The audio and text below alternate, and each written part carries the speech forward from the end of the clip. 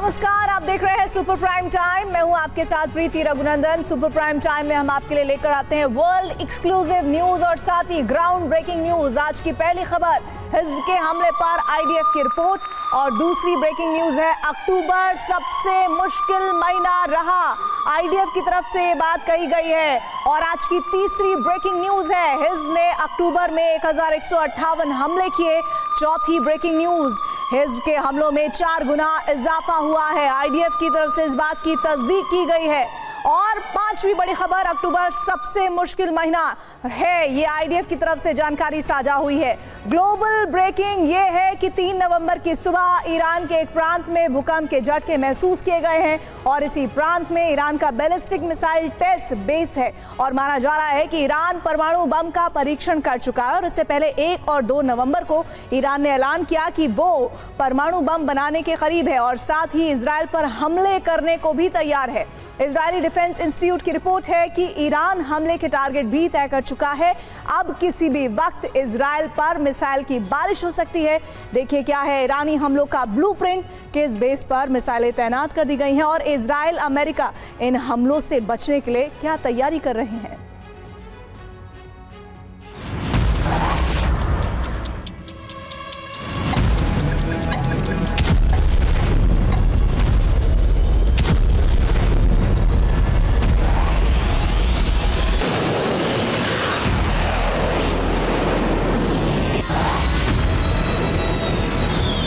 Iran ने 26 अक्टूबर के Israeli हमले के प्रतिशोध का एटमी प्लान तैयार कर लिया है।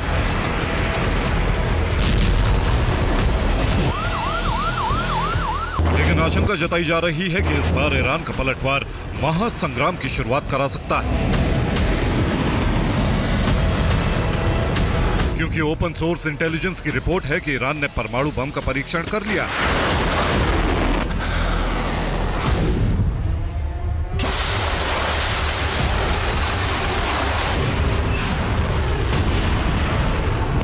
तीन नवंबर की सुबह को ईरान में ऐसा घटनाक्रम हुआ जिससे यह तय माना जा रहा है कि ईरान ने परमाणु बम का परीक्षण कर लिया है।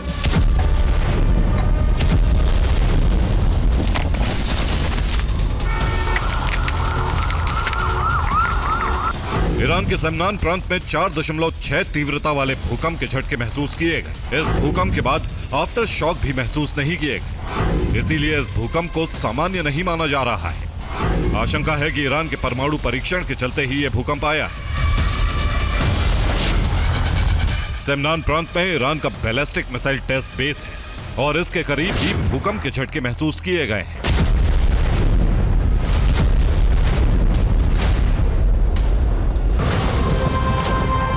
यह भूकंप ईरान के रणनीतिक सलाहकार के बयान के बाद आया है।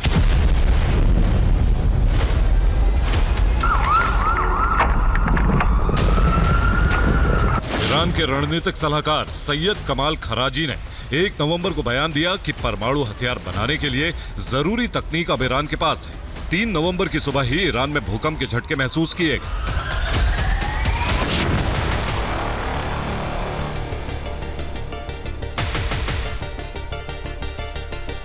माना जा रहा है कि ईरान ने 26 अक्टूबर के बाद से अब तक इजराइल पर हमले इसलिए नहीं किए क्योंकि वो न्यूक्लियर डिटरेंस यानी इजराइल पर परमाणु शक्ति का दबाव बनाना चाहता है।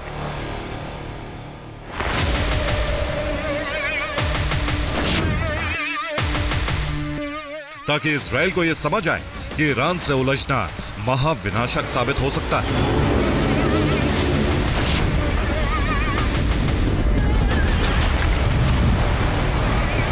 इजराइल पर ईरान के हमले के संकेत मिलने लगे हैं क्योंकि ईरान के सुप्रीम कमांडर अयतुल्लाह खामनेई ने 28 अक्टूबर को ही इजराइल पर हमले की तैयारी करने के आदेश जारी कर दिए थे।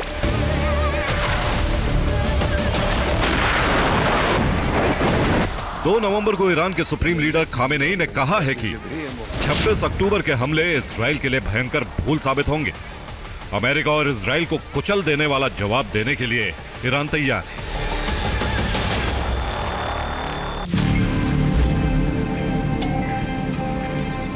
माना जा रहा है कि ईरान 5 नवंबर से पहले इजराइल पर हमले कर सकता है और इसीलिए ईरान ने एक अहम रणनीतिक कदम उठाया है।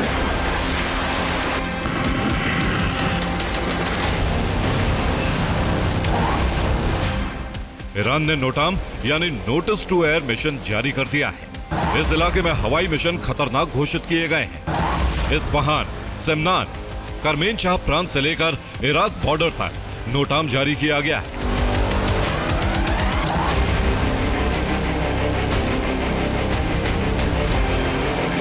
ये वही इलाका है जहां ईरान के परमाणु संयंत्र और मिसाइल बेस है। माना जा रहा है कि ईरान इसी क्षेत्र से इजराइल पर मिसाइल हमले शुरू करने वाला है।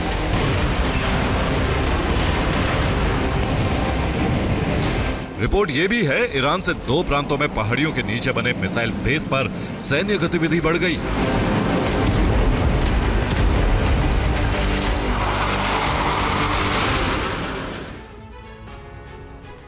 ईरान के मिसाइल बेस इजराइल पर हमले के लिए तैयार हो चुके हैं। लोरिस्तान प्रांत में खुरमाबाद मिसाइल बेस है। ये ईरान का अंडरग्राउंड मिसाइल बेस है।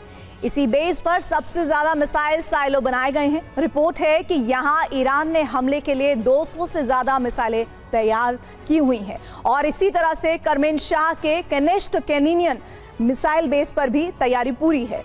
ये ईरान का अंडरग्राउंड हाइपरसोनिक मिसाइल बेस है। रिपोर्ट है कि यहां भी 100 से ज्यादा मिसाइलें तैयार बैठी हुई हैं और करमेन शाह के ही पंज पिलेह मिसाइल बेस पर भी सैन्य गतिविधियां बढ़ी हैं। ये ईरान का अंडरग्राउंड मिसाइल स्टोरेज बेस है। इस बेस से 100 से ज्यादा मिसाइलें खुरमाबाद रवाना की गई हैं।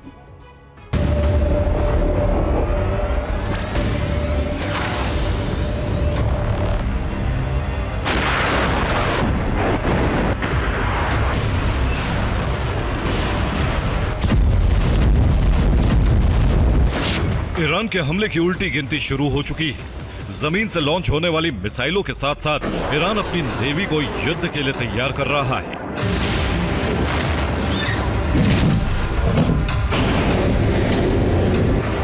इजराइल के नेशनल सिक्योरिटी स्टडीज संस्था की रिपोर्ट है कि ईरान इजराइल पर मिसाइल हमला जरूर करेगा। ईरान ने इजरायली हमलों से हुए नुकसान का ब्यौरा तैयार कर लिया है। इजराइल के ठिकानों की लिस्ट बनाई जा चुकी है। IRGC के कमांडरों को मिशन सौंप दिए गए हैं। 5 नवंबर तक ईरान इजराइल पर हमला कर सकता है।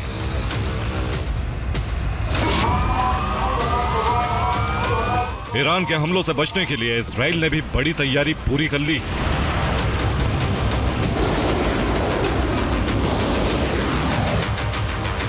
इजराइल की जमीन पर 4 लेयर एयर डिफेंस सिस्टम तैनात हो चुके हैं।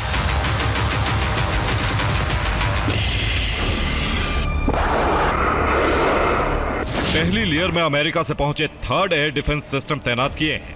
यह एक हाईटेक मिसाइल डिफेंस सिस्टम है जो बैलिस्टिक मिसाइलों को मार गिराने के लिए बनाया गया है। यह मीडियम रेंज की मिसाइलों को भी तबाह कर सकता है।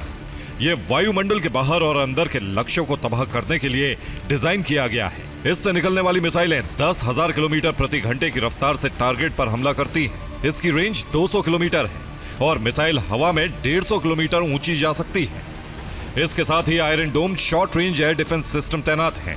यह हिजबुल्लाह के रॉकेट हमलों को इंटरसेप्ट करता रहा है। इसके बाद arrow 3 long range defence system है। इस सिस्टम से बैलिस्टिक मिसाइलों को इंटरसेप्ट किया जा सकता है। इसके साथ तैनात डेविड स्लिंग भी long range air defence system है। इससे बैलिस्टिक और क्रूज मिसाइलों को इंटरसेप्ट किया जा सकता है।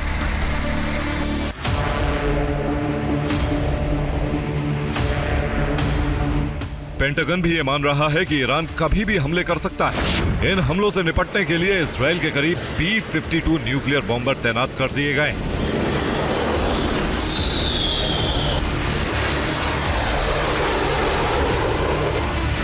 हमले करने और हमलों से बचने की तैयारी हो चुकी है। अरब महासंग्राम का बिगुल कभी भी बच सकता है और इसका परिणाम परमाणु युद्ध भी हो सकता है। Bureau report, TV9 Bharatvarsh. बड़ी खबर इस वक्त आ रही है। इजराइल में हिज़्ब का रॉकेट हमला हुआ है। हिजबुल्लाह ने आज 100 रॉकेट दागे हैं। हिज़्ब ने IDF के बेस को टारगेट किया है।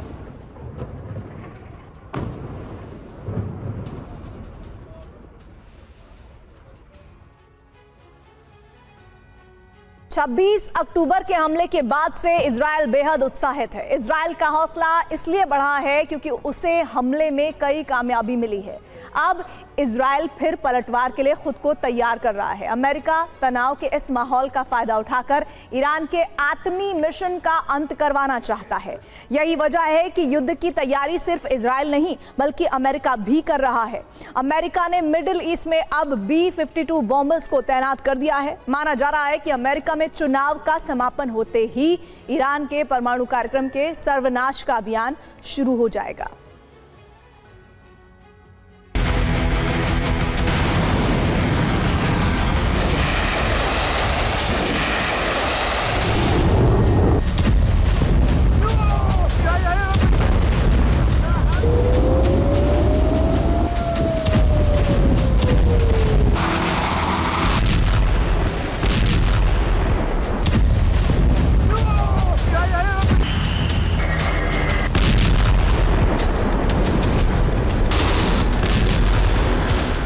अगर फिर ईरान ने किया ऐसा हमला, अगर ईरान ने फिर दिखाई अपनी मिसाइलों की ताकत, तो इस बार इजराइल मचाएगा महातबाही।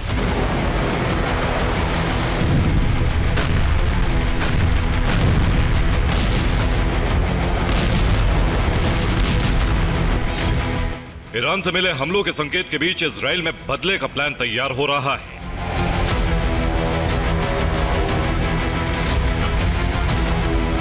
इजराइल इस बार इंतकाम के लिए ईरान की सबसे कमजोर नस पर प्रहार कर सकता है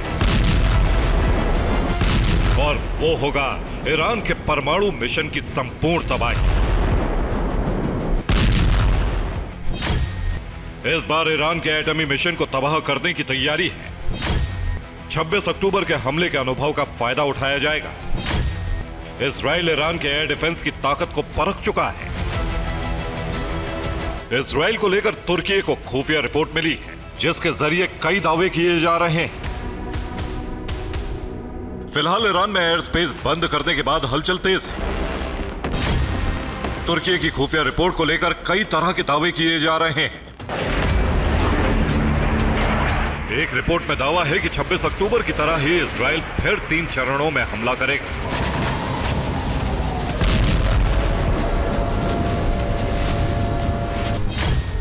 हमले के पहले चरण में एयर डिफेंस को टारगेट किया जाएगा। ईरान में घुसने के लिए एक खास रूट तैयार किया जाएगा। एक खास इलाके के सभी एयर डिफेंस को भस्म किया जाएगा।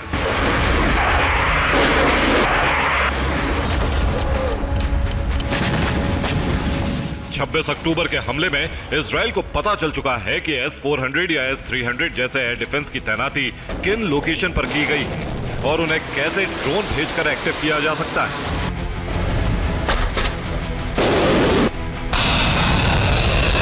इजराइल एक बार फिर इसी तरह से ईरान के एयर डिफेंस को एक्टिव करवाएगा। फिर फाइटर जेट और मिसाइलों से उसे नष्ट कर दिया जाएगा।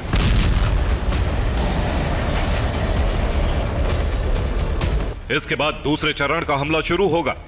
रिपोर्ट के मुताबिक दूसरे चरण का हमला ईरान में घुसकर किया जाएगा। एटमी सेंटर के करीब मिसाइलों से हमले किए जाएंगे। एटमी सेंटर की सुरक्षा को नष्ट करने की कोशिश की जाएगी।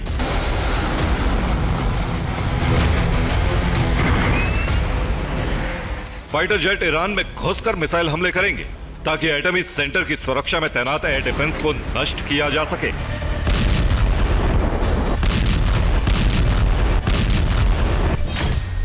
इजराइल इस दौरान बहुत बड़ा जोखिम उठाने वाला है और माना जा रहा है कि इस हमले में अमेरिकी B-52 बॉम्बर दूर रहकर इजराइल की मदद करेंगे। ऐसा इसलिए किया जाएगा क्योंकि ईरान के एटमी सेंटर जमीन के नीचे बनाए गए हैं। परमाणु कार्यक्रम से जुड़े तमाम ठिकाने अंडरग्राउंड हैं। इजराइल को बंकर बस्टर बम का इस्तेमाल करना होगा।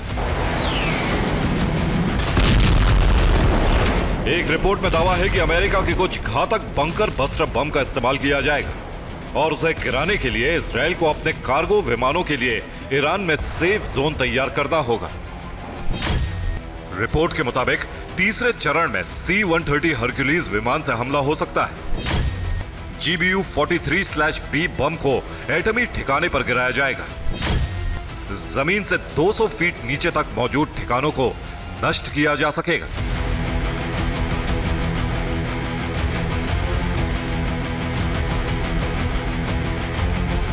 इजराइल क्या और कैसे करने वाला है, इसकी जानकारी नेतन्याहू के अलावा किसी को है तो वो है बाइडेन। लेकिन अमेरिका में चुनाव है, इसलिए इजराइल सब्र रख रहा है।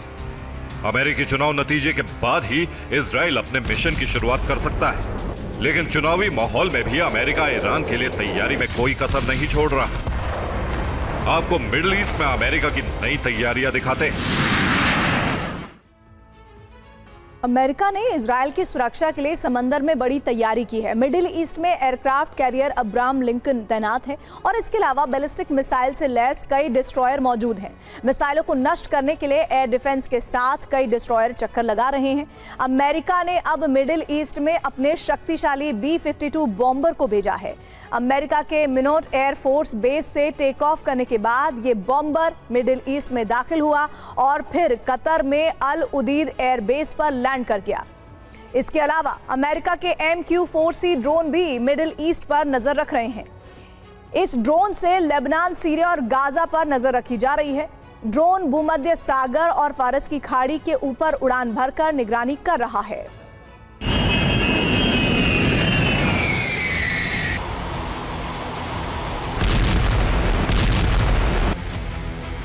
अमेरिका की तैयारियों से अंदाजा हो रहा है कि ईरान भी बहुत बड़ा हमला करने जा रहा है।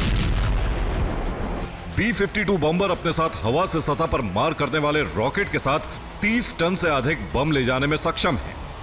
अमेरिका का यह बॉम्बर 20 मिसाइल लेकर पूरी दुनिया में कहीं भी हमला कर सकता है।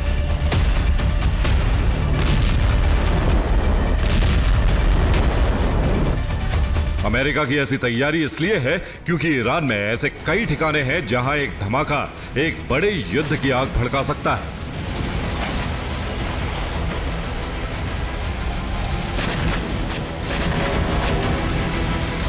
फिलहाल ईरान सिर्फ खुद को बचाने की नहीं बल्कि पलटवार की तैयारी भी कर रहा है।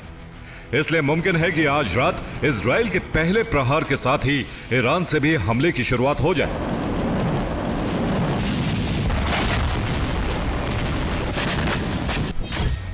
ईरान में मिसाइलों का जखीरा लॉन्च के लिए तैयार है। यमन और लेबनान से भी इजराइल पर हमले की तैयारी है। इराक और सीरिया से भी मिसाइल हमले हो सकते हैं।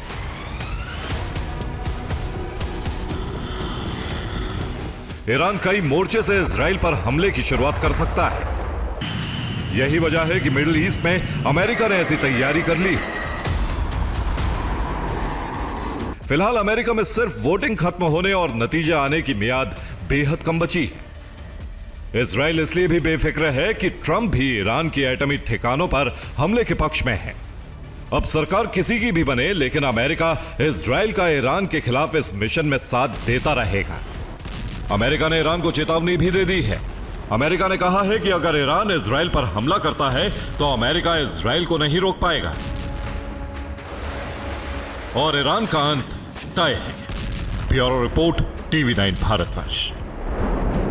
बड़ी खबर आ रही है, इजराइल के हाइफा में रॉकेट हमला हुआ है। हिजबुल्लाह ने कई रॉकेट फायर किए हैं। इजराइल ने हमले को नाकाम किया है।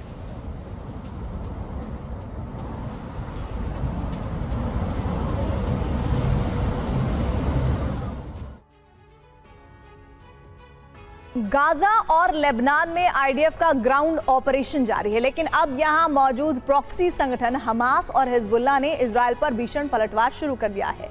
बीते 24 घंटे में इजरायली शहरों पर 250 रॉकेट दागे गए। हमास, हिजबुल्लाह के साथ ही यमन और इराक से भी हमले शुरू हो चुके हैं। माना जा रहा है कि इन हमलों के पीछे ईरान का षड्यंत्र है। प्रॉक्सी की आड़ में ईरान इजराइल पर अटैक कर सकता है, लेकिन सवाल तो ये है कि क्या ये आज रात होगा। इस रिपोर्ट में देखिए।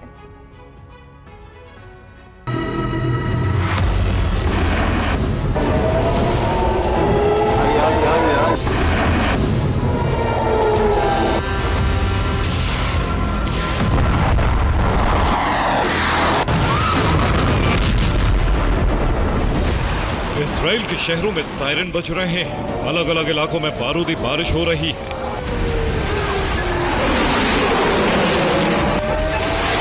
इजरायली आसमान में कभी रॉकेट नजर आते हैं तो कभी उड़ान भरते आत्मघाती ड्रोन, जो लोगों में खौफ पैदा कर रहे हैं।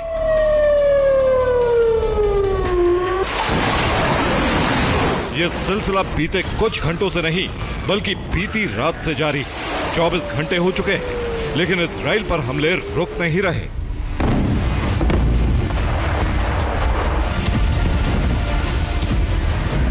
बीते 24 घंटे से इजराइल ईरानी प्रॉक्सी के चक्रव्यूह में फंसा है। कभी उत्तरी बॉर्डर से हिजबुल्लाह हमले करता है, तो कभी हमास इजराइल पर रॉकेट दाग देता है। कभी हूती की बैलिस्टिक मिसाइलें इजराइल की तरफ बढ़ती नजर आती है, तो कभी इराकी रेजिस्टेंस अपना बारूदी जखीरा इजराइल को दहलाने के लिए लॉन्च कर देता है।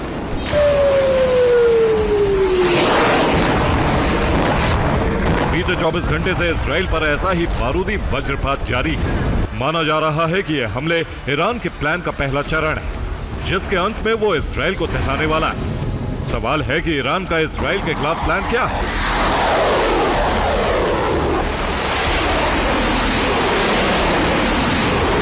उसकी पूरी डिटेल आपको देंगे, लेकिन उससे पहले ईरानी प्रॉक्सी के हमलों की कुछ तस्वीरें आपको दिखाते हैं। ये नहारिया की तस्वीरें हैं, जहां इजराइल पर ड्रोन से हमला किया। ये ड्रोन हमले एक फैक्ट्री पर किए गए। ये हमले के बाद का वीडियो है। तस्वीरों में फैक्ट्री की छत पूरी तरह से तबाह नजर आ रही है। हिजबुल्लाह ने इजराइल के गलीलोत आर्मी बेस पर भी हमले किए। ये हमले नासर 2 मिसाइल और आत्मघाती ड्रोन से किए गए। दक्षिणी लेबनान में मौजूद रामिम मिलिट्री पोस्ट को हिजबुल्लाह ने टारगेट किया। हमले में एक चेक पोस्ट को तबाह कर दिया गया। हिजबुल्लाह लड़ाकों ने क्रायोत शहर पर रॉकेट वर्षा की। दावा है कि ये रॉकेट खाली जगहों पर जाकर गिरे।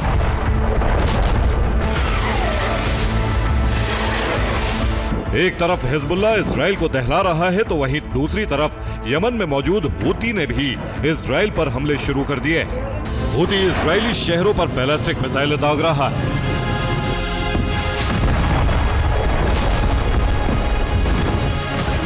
जबरदस्त धमाके का ये वीडियो इजरायली मालवाहक जहाज का बताया जा रहा है, जिसे हूती ने समुद्र में बैलिस्टिक मिसाइल से उड़ा दी।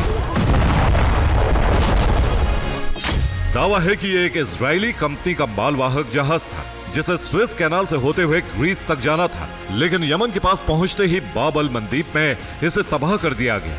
हूती का दावा है कि इसे बैलिस्टिक मिसाइल के जरिए उड़ा दिया गया।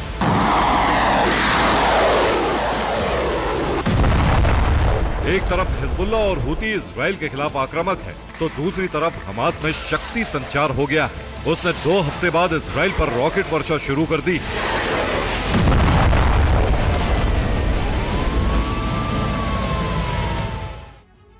दरअसल ईरानी प्रॉक्सी एकजुट होकर इजराइल पर हमले कर रही है। इस लिस्ट में टॉप पर हिजबुल्लाह है, जिसने इजराइल पर 130 रॉकेट और 10 ड्रोन से हमले किए हैं। ये हमले इजराइल के 3 शहर एकर, हाइफा और गलीलोत को टारगेट करके किए गए हैं। गलीलोत में इजराइल का आर्मी बेस भी है। इसके हमलों में 2 लोगों के मारे जाने की खबर है और साथ ही 12 लोग घायल हुए हैं। इधर 2 हफ्ते बाद गाजा से हमास ने हमले शुरू कर दिए हैं। 24 घंटे में कुल 100 रॉकेट दागे गए हैं। ये हमले स्देरोत और मिसफालसिम शहर पर किए गए हैं। हमलों में 12 लोगों की मौत की खबर है। इधर यमन में मौजूद ईरानी प्रॉक्सी हूती भी आक्रामक है। उसने लाल सागर में एक इजरायली जहाज को तबाह कर दिया है। हूती ने इजराइल पर कुल 6 बैलिस्टिक मिसाइलें दागी हैं। हूती पर इजराइल का सिर्फ एक सफल हमला रहा है। इराक में मौजूद रेजिस्टेंस फोर्स भी इजराइल पर भीषण हमले कर रही है। बीते कुछ घंटों में रेजिस्टेंस फोर्स ने कुल 60 रॉकेट और 8 ड्रोन दागे हैं। हालांकि ईरानी रेजिस्टेंस के सभी हमले इजराइल ने नाकाम कर दिए। सवाल है कि अचानक ईरानी प्रॉक्सी इतनी आक्रामक क्यों हो गई? दरअसल इसकी वजह ईरान है, जो इजराइल से प्रतिशोध लेने के इंतजार में है, लेकिन उससे पहले वो इजरायली डिफेंस को कमजोर कर देना चाहता है।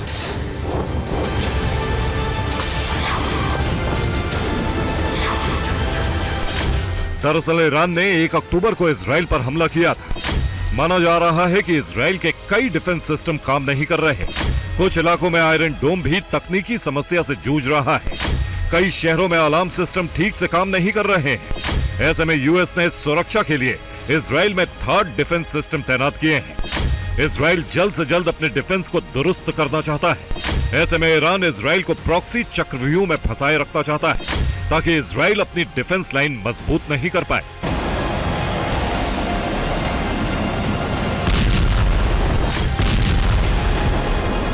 डिफेंस सिस्टम के मामले में इजराइल की हालत कैसी हो चुकी है, उसकी गवाही ये तस्वीरें दे रही हैं।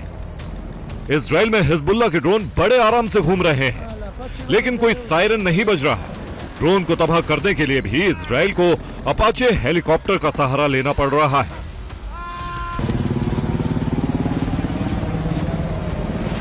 लेकिन सवाल है कि ऐसे में ईरान हमले क्यों नहीं कर रहा है? माना जा रहा है कि ईरान अमेरिकी चुनाव खत्म होने का इंतजार कर रहा है, जिसके बाद वो इजराइल को दहला सकता है, लेकिन उससे पहले वो इजराइल को कमजोर कर देना चाहता है।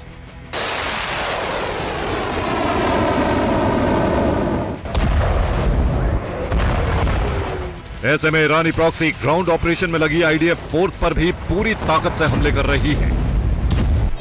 हमास के हमलों में गाजा में कुल 7 इजरायली सैनिक मारे जा चुके हैं।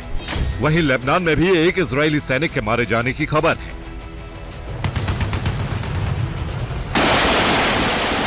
हालांकि इजराइल ने भी प्रॉक्सी पर पलटवार शुरू कर दिया है। सबसे कड़ा एक्शन उसने हूती के खिलाफ लिया है। ये स्वेज कैनाल की तस्वीरें हैं, जहां से इजरायली युद्धपोत को गुजरते हुए देखा गया। दावा है कि इजराइल ने रेड सी में अपने नेवल शिप को तैनात कर दिया है, जिस पर 500 किलोमीटर की रेंज वाली बैलिस्टिक मिसाइलें तैनात हैं। इसके जरिए वो हूती पर लगाम लगाने की तैयारी में है।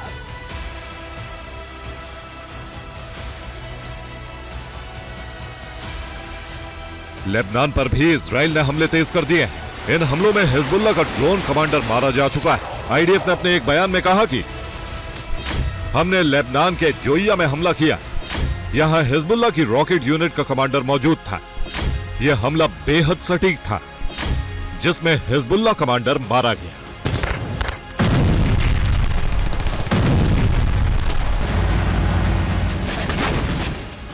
साफ है कि इजराइल किसी भी कीमत पर प्रॉक्सी को दोबारा हावी होने देना नहीं चाहता, क्योंकि अगर ऐसा हुआ तो ईरान इजराइल में 1 अक्टूबर से भी बड़ी तबाही मचा सकता है।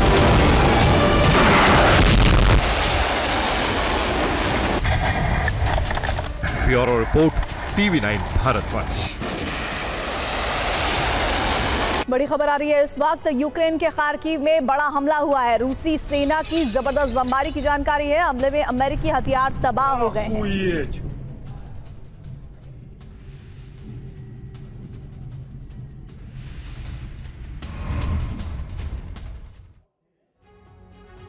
नवंबर में ही यूक्रेन हार जाए या सरेंडर को मजबूर हो जाए तो किसी को हैरानी नहीं होनी चाहिए।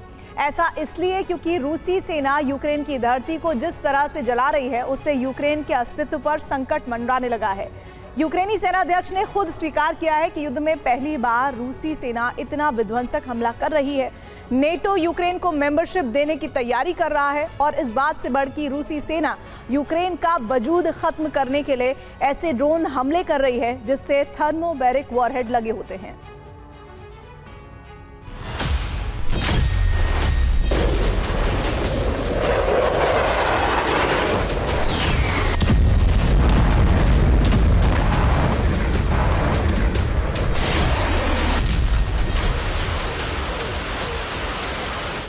यूक्रेन का अंत निकट आ गया।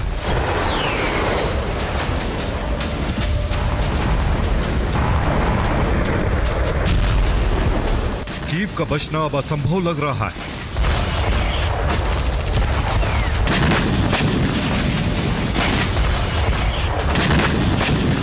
यूक्रेनी सेना अगर सर्दी में ही सरेंडर कर दे तो किसी को हैरानी नहीं होनी चाहिए।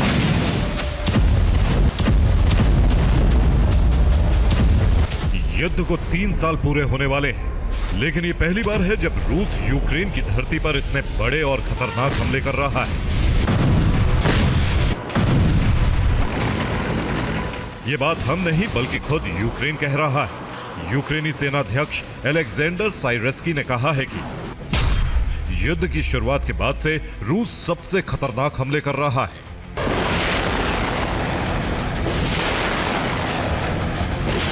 सच भी यही, कीव समेत यूक्रेन के 1 दर्जन शहर इस वक्त विनाश की बड़ी आग में जल रहे हैं।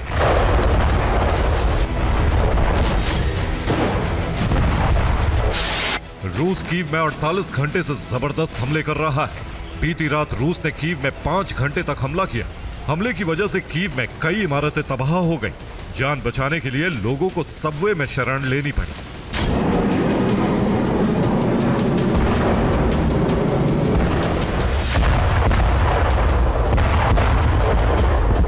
जिस तरह कीव जल रहा है, उसी तरह यूक्रेन के कई प्रांत भी बारूदी आग में भस्म हो रहे हैं।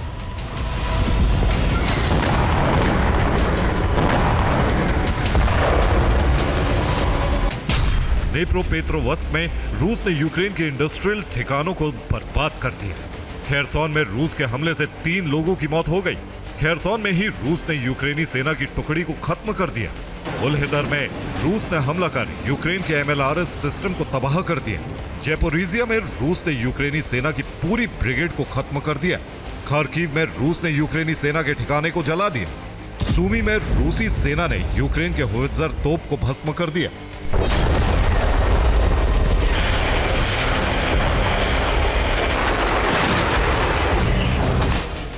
रूस के हमले में यूक्रेन के अंदर बहुत बड़ा सैन्य संघार हुआ है। डोनेस्क में यूक्रेन के 505 सैनिक मारे गए, ज़ेपोरिज़िया में 60, खार्किव में 30, कुर्स्क में 150 यूक्रेनी सैनिक मारे गए। इस तरह 24 घंटे के अंदर यूक्रेन के 745 सैनिकों का अंत हो गया। रूस ने एक हफ्ते में यूक्रेन में बहुत विध्वंसक हमले किए हैं।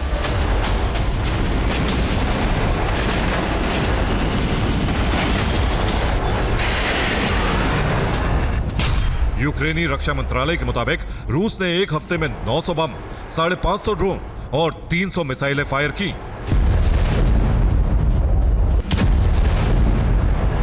यूक्रेनी राष्ट्रपति व्लादिमीर ज़ेलेंस्की के मुताबिक रूस यूक्रेन में हर रोज 2000 ड्रोन फायर कर रहा है।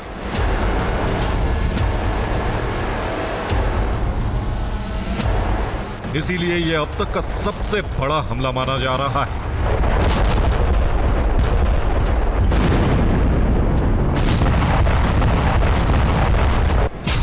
यूक्रेन के राष्ट्रपति व्लादिमीर ज़ेलेंस्की का दावा है कि अक्टूबर में रूस ने हर दिन 2000 ड्रोन से हमले किए।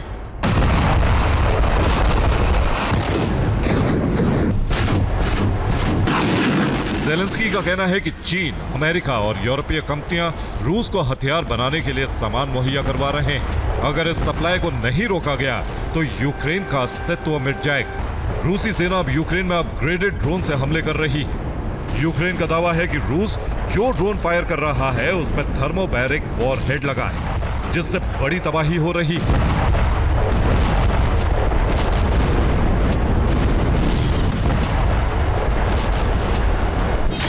इन सब के बीच रूसी सिक्योरिटी काउंसिल के डिप्टी चीफ दिमित्री मेदवेदेव ने कहा है कि अगर यूक्रेन को नाटो की सदस्यता मिली तो महायुद्ध तय। रूसी सेना नाटो से महाजंग के लिए तैयार है। अगर अमेरिका सोचता है कि रूस परमाणु हमला नहीं करेगा तो यह उसकी गलतफहमी है। बहुत जल्द वर्ल्ड ऑर्डर बदल जाएगा।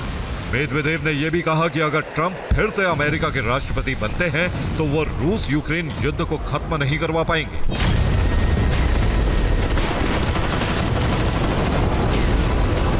अगर वो ऐसी कोशिश करेंगे तो उनकी हत्या भी हो सकती है। अमेरिका में सत्ता परिवर्तन से रूस पर कोई असर नहीं पड़ेगा।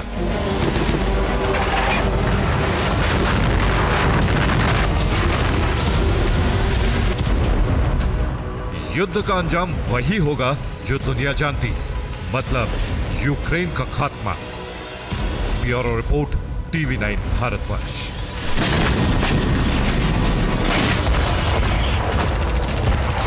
बड़ी खबर आ रही है इस वक्त। रूस के बेलगरोद में यूक्रेन का हमला हुआ है। यूक्रेन ने ड्रोन से कई विस्फोट किए हैं। हमले में रूस के 2 नागरिकों की जान चली गई है।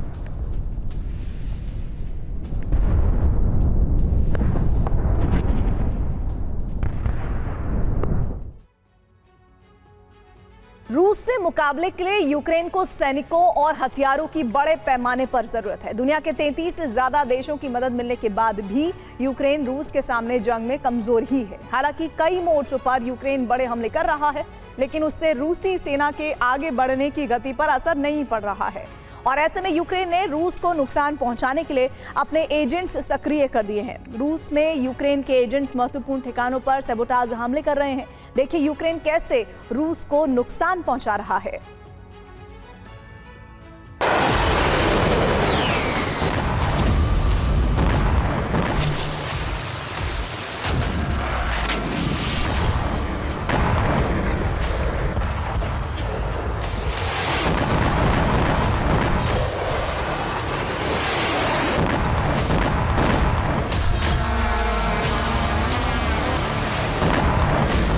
यूक्रेन का 27% भूभाग रूस के कब्जे में है और उससे आगे की जमीन को जीतने की जंग जारी है।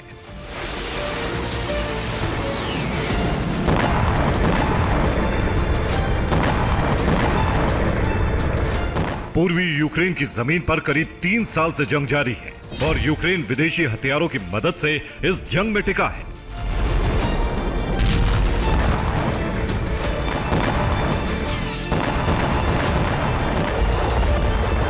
यूक्रेन ने अक्टूबर में ही रूस के हाथ कई मोर्चे गंवाए हैं।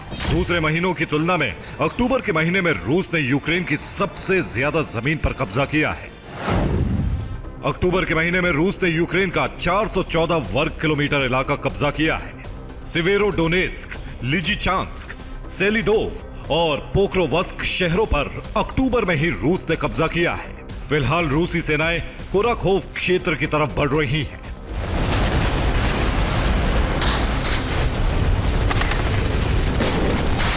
यहां भी यूक्रेन जंग में कमजोर साबित हो रहा है और रूसी एडवांस को रोकने में नाकाम हो गया है।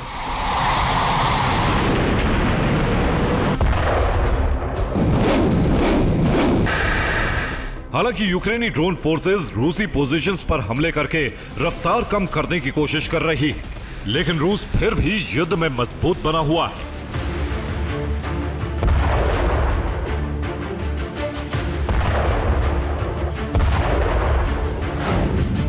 यूक्रेन का दावा है कि 2 नवंबर के हमले में डोनेस्क क्षेत्र में रूस के 1410 सैनिक मारे गए हैं। इसके अलावा रूस के कई सैन्य वाहन नष्ट कर दिए गए हैं।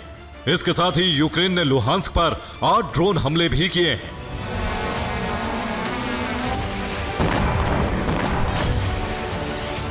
लेकिन अब यूक्रेन ने रूसी सेना की रफ्तार को घटाने के लिए बैटलफील्ड से पीछे की रणनीति पर अमल शुरू कर दिया है। यूक्रेन ने रूस के भीतर ऐसे महत्वपूर्ण ठिकानों को निशाना बनाना शुरू कर दिया है जो सेना के लिए लाइफलाइन है।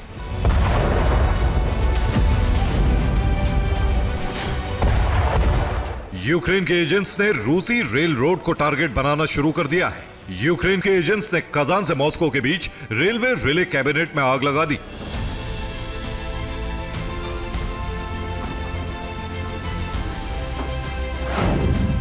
रिले कैबिनेट ट्रेन को सिग्नल देने का काम करते हैं। इसके जरिए ही ट्रैक बदलने का काम किया जाता है। रिले कैबिनेट नष्ट होने के बाद रेलवे ट्रैफिक की रफ्तार रुक जाती है। यूक्रेन के एजेंट्स रूस के प्राइवेट कॉरिडोर को निशाना बना रहे हैं। इन कॉरिडोर से डिफेंस इंडस्ट्रीज को कच्चा माल सप्लाई किया जाता है। कच्चे माल की सप्लाई रुकने से रूसी डिफेंस प्रोडक्शन धीमा हो रहा है।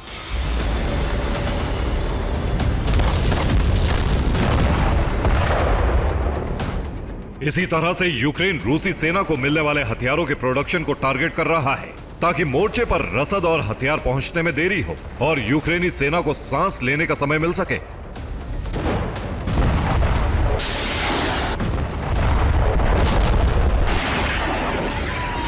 यूक्रेन इसी रणनीति के तहत रूस के अहम इंफ्रास्ट्रक्चर को निशाना बना रहा है।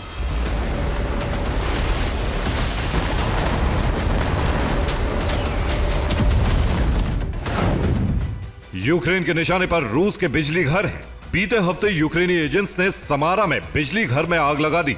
समारा में रूस की बड़ी डिफेंस मैन्युफैक्चरिंग इंडस्ट्री है। समारा की मैन्युफैक्चरिंग इंडस्ट्री का रूस की जीडीपी में 40% योगदान है। इसीलिए यूक्रेन ऐसे अहम सेक्टर को निशाना बना रहा है। इसके अलावा रेलवे नेटवर्क पर हमले किए जा रहे हैं। रेलवे से ही रूस सेना का मूवमेंट करता है। रेलवे से ही मोर्चे पर रसद और हथियार पहुंचाए जाते हैं।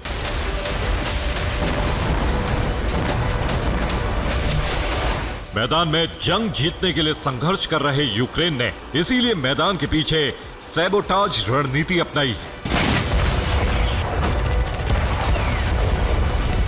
Bureau report, TV9 Bharatvarsh.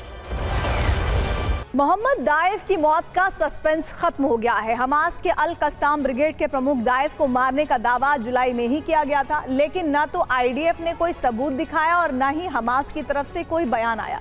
अब पता चला है कि हमास ने 2 लोगों को जासूसी के आरोप में टॉर्चर किया और दोनों पर इजरायली एजेंसियों को दाइफ की जानकारी देने का आरोप है। और इस खबर के बाद साफ हो गया कि हमास मान चुका है कि दाइफ मारा जा चुका है।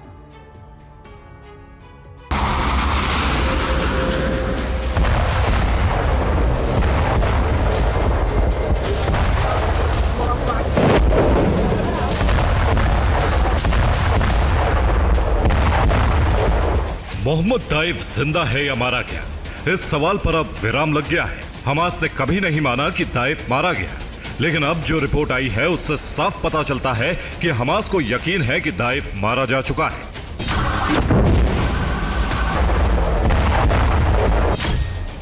रिपोर्ट के मुताबिक हमास ने 2 लोगों को टॉर्चर किया है। दोनों पर दाइफ की जानकारी देने का शक है। हमास ने दाइफ की मौत की बात मान ली है।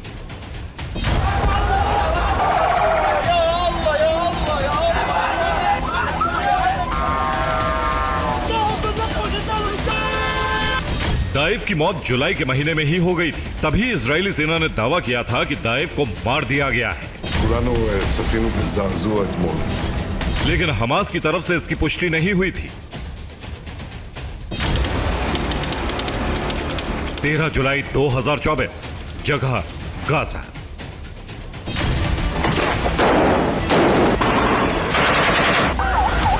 ये वही वीडियो है जिसे आईडीएफ ने जारी किया था। दावा था कि अल कस्साम के चीफ मोहम्मद दाइफ के छुपे होने की खुफिया जानकारी मिली थी, जिसके बाद हमला किया गया।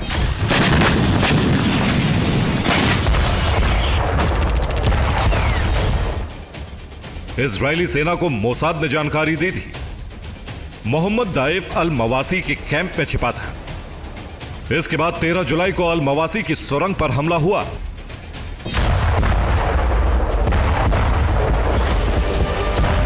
आईडीएफ के जेट ने ठीक बंकर वाली जगह पर बम गिराया, लेकिन उसके दायरे में कई लोग आ गए। कुल 90 लोगों की मौत हुई।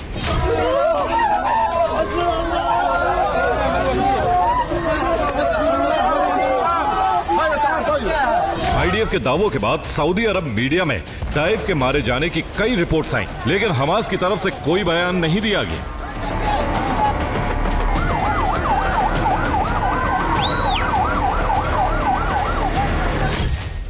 दाइफ 7 अक्टूबर के हमले का मास्टरमाइंड था। हमास के टॉप नेता इस्माइल हानिया का राइट हैंड माना जाता था। सबसे खूंखार अल कस्साम ब्रिगेड की कमान संभाल रहा था।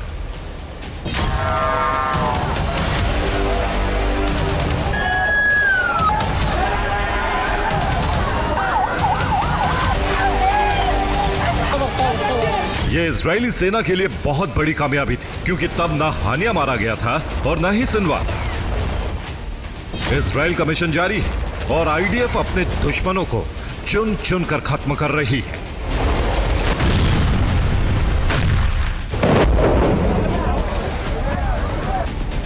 अब आईडीएफ और शिन बेट ने ऐलान किया है कि हमास के टॉप अधिकारी इज अल दीन कसाब शुक्रवार को दक्षिणी गाजा पट्टी में एक हवाई हमले में मारा गया।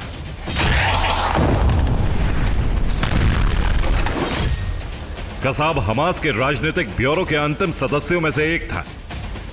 कसाब राष्ट्रीय संबंधों के प्रमुख के रूप में काम कर रहा था।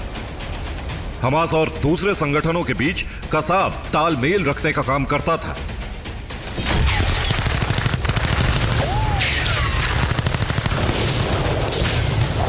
इसके अलावा इजराइल ने अपने एक और दुश्मन का सफाया कर दिया है। सेना ने दावा किया है कि 7 अक्टूबर के हमले में शामिल नुखबा फोर्स के एक लड़ाके को मार दिया गया। इजरायली सेना ने अल बुरेजी इलाके में ड्रोन से हमला किया, जिसमें हमास के कई लड़ाकों के मारे जाने का दावा किया गया है, लेकिन लेबनान का दावा है कि इजराइल ने सिविलियन पर हमला किया।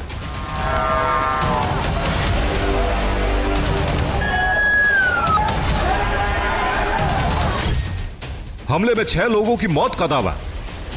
अल बुरेजी सेंट्रल गाजा का इलाका है। 10 से अधिक इमारतें भी नष्ट हो गई।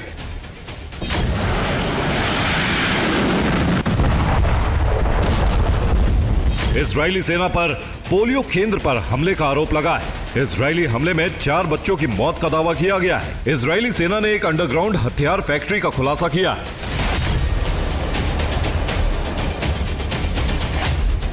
Bureau report, TV9 Bharatvarsh. Hezbollah को खत्म करने के लिए इजराइल ने नसरल्लाह समेत तमाम बड़े नेताओं को मार डाला, लेकिन हिजबुल्लाह के हमले अभी भी जारी हैं। इसकी वजह है हिजबुल्लाह के हजारों लड़ाके। हिजबुल्लाह के लड़ाके अब कई गुटों में बंट गए हैं और इजराइल पर हमले कर रहे हैं। लेबनान में मिले हथियारों से जाहिर हो रहा है कि सिर्फ ईरान ही नहीं, रूस से भी हिजबुल्लाह को भारी मात्रा में हथियार मिले हैं।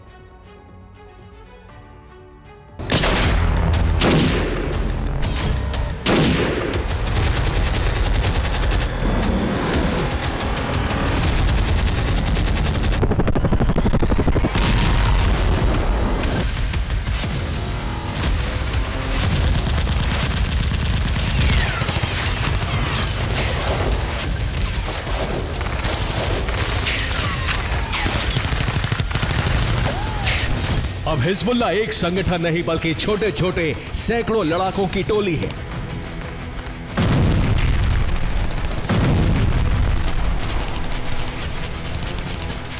जो कहीं से भी कभी भी इजराइल पर हमले कर रही है।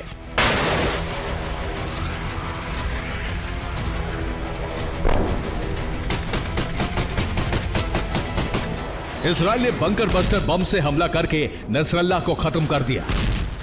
कई टॉप कमांडर्स खत्म हो गए, पूरे नेटवर्क को जबरदस्त नुकसान पहुंचाया गया। लेकिन इससे सिर्फ हिजबुल्लाह का नेतृत्व खत्म हुआ, ताकत नहीं।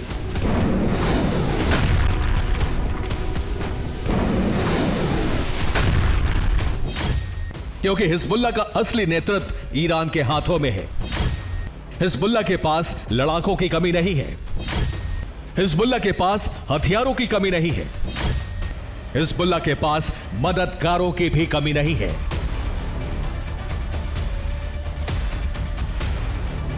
चेहरा नसरल्लाह का हो या फिर किसी और का, हिजबुल्लाह के लड़ाकों का मिशन सिर्फ और सिर्फ इजराइल को नुकसान पहुंचाना है।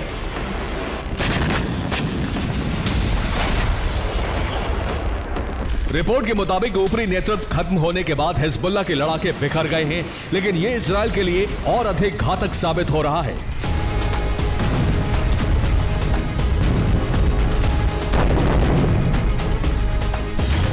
हिजबुल्लाह के लड़ाके छोटे छोटे ग्रुप में बंट गए हैं। हिजबुल्लाह के लड़ाके अपने ग्रुप लीडर की बात मान रहे हैं। लड़ाकों के ग्रुप ने अपने अलग अलग ठिकाने बना लिए हैं।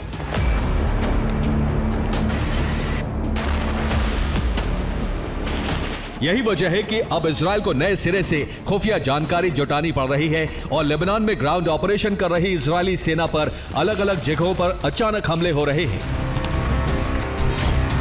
इजराइल के इन 4 सैनिकों पर भी हिजबुल्लाह के छोटे से ग्रुप ने हमला किया। अचानक हुए हमले में सैनिकों की मौत हो गई। इजरायली सेना का दावा है कि साउथ लेबनान के हर घर में हथियारों का जखीरा मौजूद है। हिजबुल्लाह की सबसे बड़ी ताकत हथियारों का यह जखीरा है। इजरायली सेना को साउथ लेबनान में ये हथियार मिले हैं।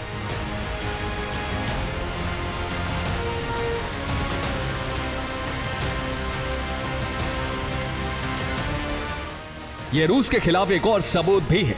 हथियारों के जखीरे में मेड इन ईरान के साथ रूस में बने हथियार भी हैं।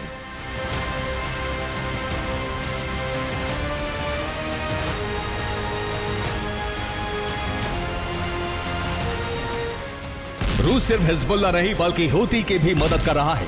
दावा है कि लाल सागर में पश्चिमी देशों के कार्गो शिप को टारगेट करने के लिए रूस ने सैटेलाइट डेटा से मदद की थी।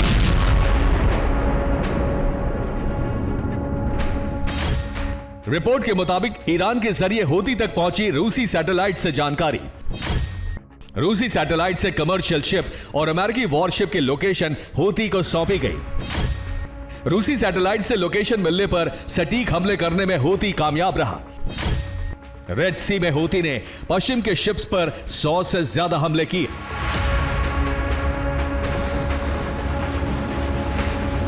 इसी तरह रूस हिजबुल्लाह की मदद कर रहा है और घातक हथियारों की सप्लाई कर रहा है। हिजबुल्लाह के 3000 से अधिक ठिकाने तबाह करने के बाद भी इजराइल पर लगातार हमले हो रहे हैं। इजराइल सैनिकों को हिजबुल्लाह के लड़ाके लगातार टारगेट कर रहे हैं।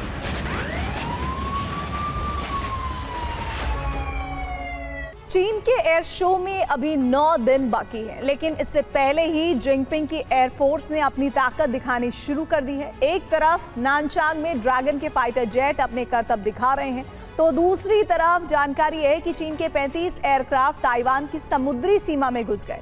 सवाल है कि क्या चीन अपना ताइवान मिशन फिर से शुरू करने वाला है?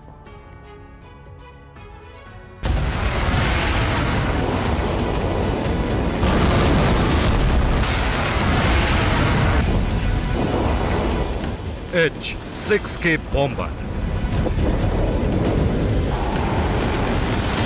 W-7 aircraft, Chengdu J-10 fighter jet, drone,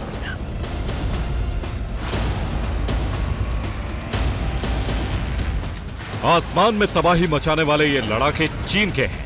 जिनकी नुमाइश जिनपिंग की वायुसेना कर रही है।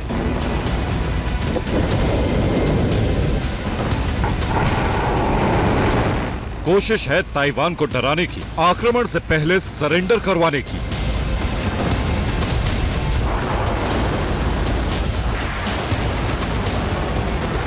दरअसल चीन ग्वांगडोंग में एयर शो करने वाला है जो 12 से 14 नवंबर तक चलेगा, लेकिन चीन ने अभी से अपने फाइटर जेट्स का जमावड़ा लगाना शुरू कर दिया है।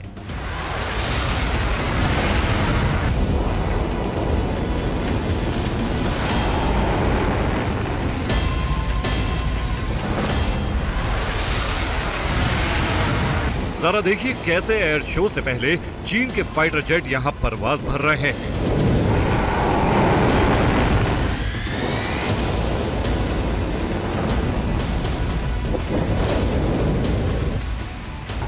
सिर्फ चीन ही नहीं, यहां रूस का Su-57 फाइटर जेट भी पहुंच चुका है।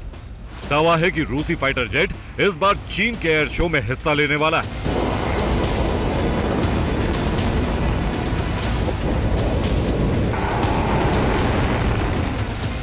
माना जा रहा है कि Su-57 के जरिए चीन यूरोप और ताइवान को रूस के साथ अपनी दोस्ती का ट्रेलर देना चाहता है।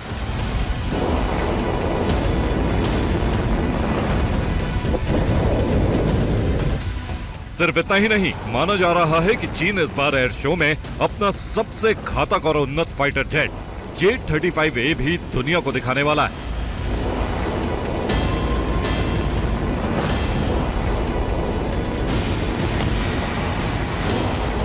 एक तरफ चीन अपनी हवाई शक्ति का परिचय दे रहा है, तो वहीं दूसरी तरफ साउथ चाइना सी में ताइवान को डरा रहा है।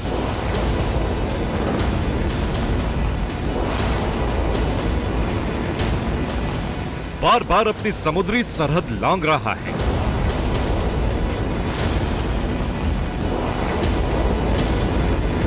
दो अक्टूबर की सुबह करीब 37 एयरक्राफ्ट ताइवान के पास देखे गए, जिसमें से 35 फाइटर जेट ताइवान की सीमा में घुस गए। इसमें J-16, H-6 और KJ-500 फाइटर जेट शामिल थे। ताइवान का दावा है कि इन्होंने मीडियन लाइन पार की। करीब 15 मिनट तक ये ताइवान के एयर स्पेस में रहे।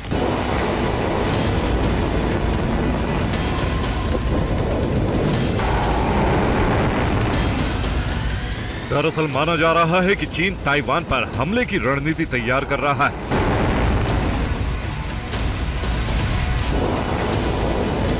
इसी कड़ी में वो बार बार ताइवान के एयर स्पेस में फाइटर जेट भेजकर उसे उकसा रहा है। चीन के एयर शो को भी इसी का हिस्सा माना जा रहा है। Bureau report, TV9 Bharatvarsh.